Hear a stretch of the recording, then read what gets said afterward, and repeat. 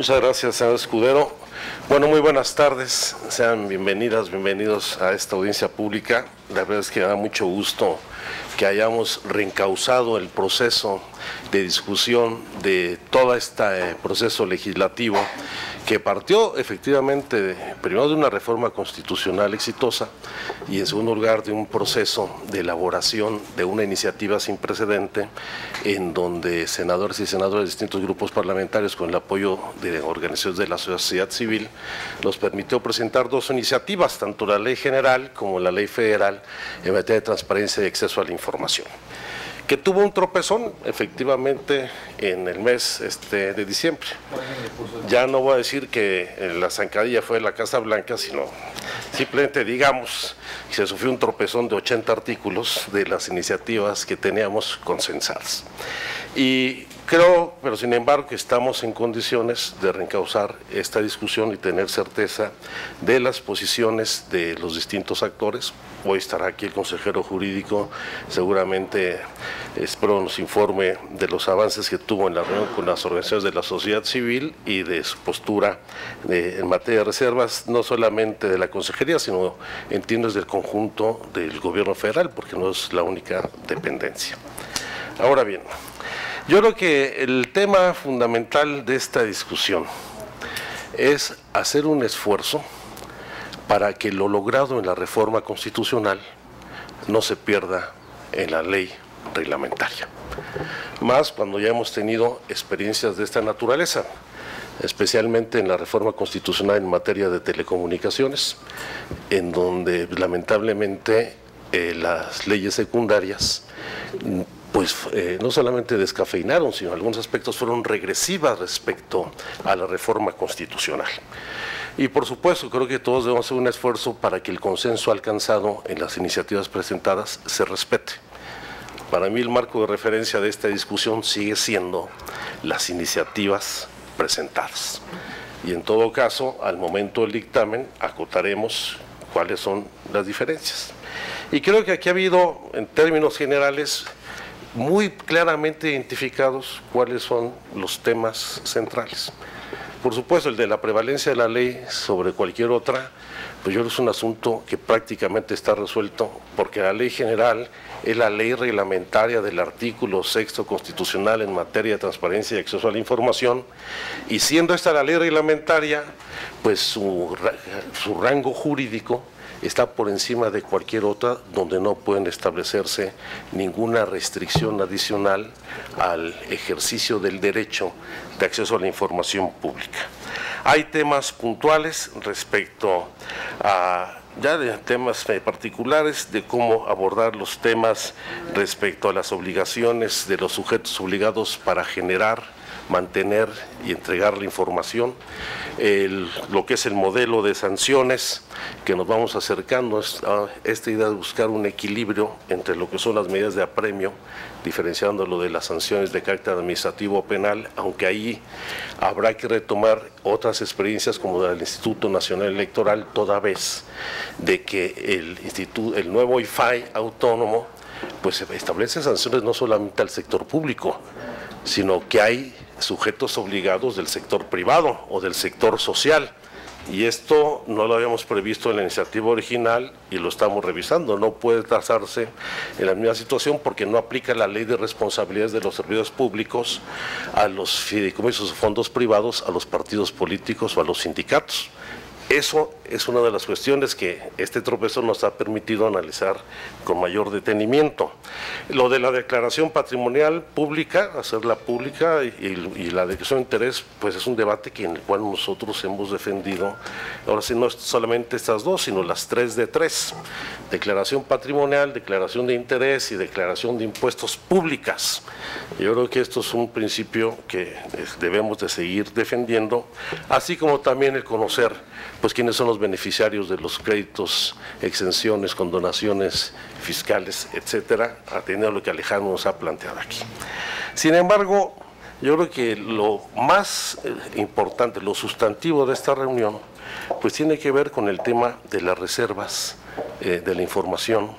los mecanismos para establecerla, cuáles son sus causales, partiendo del principio de la temporalidad y excepcionalidad de la reserva del acceso a la información, y particularmente con la presencia del primer visitador de la Comisión Nacional de Derechos Humanos, por los temas vinculados a esta facultad que ha ejercido ya el IFAI en materia de solicitar información cuando hay la presunción de violaciones graves a los derechos humanos o delitos de lesa humanidad, en donde, a mi juicio, pues lo que se busca es hacer prevalecer el interés público por encima del interés del Estado o del gobierno. Y no se trata de entrar en una discusión respecto a las competencias, si el IFAI invade o no las competencias de la Comisión Nacional de Derechos Humanos, sino yo creo que el litigio, la discusión en lo fundamental es respecto a hacer del derecho de la información, el derecho de ese aire a la verdad y a la justicia, se haga efectivo, sin entrometerse en las facultades de la Comisión. Claro, aquí vamos a tener que dar muy pronto una discusión sobre el carácter y el alcance de la autonomía de los órganos constitucionales, porque son autónomos, pero no son independientes. Y habrá que tomar medidas respecto a la fiscalización y control de estos órganos autónomos. Pongo un ejemplo reciente. Yo estoy convencido que el IFETEL no tiene competencias para condonar el pago de ninguna contraprestación a los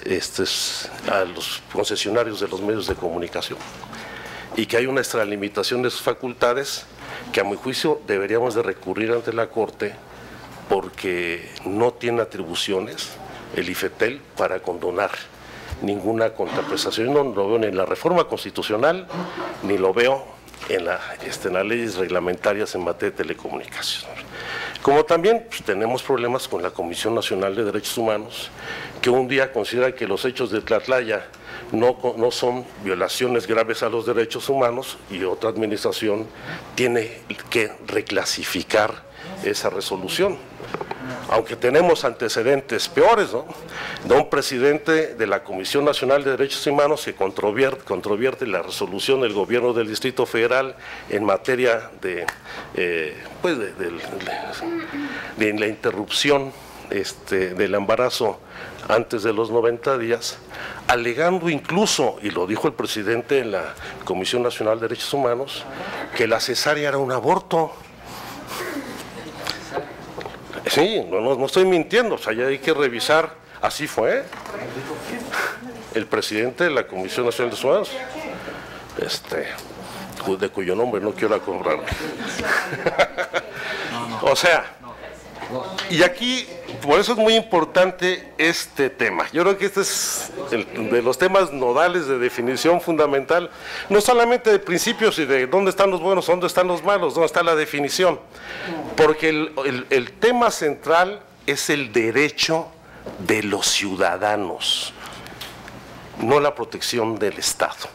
ni la invasión de facultades, ni hacerle contrapesos entre los distintos órganos. Los mecanismos de control debe ejercerlos sin lugar a dudas el Congreso de la Unión a los órganos autónomos. Y por eso creo que sería muy importante entender que lo que se está planteando no es que el IFAI califique la comisión de un hecho grave de violación a los derechos humanos o la comisión de un delito de lesa humanidad,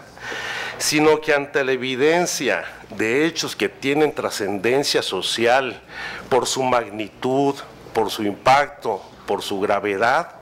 pudiera hacer requerimientos de información,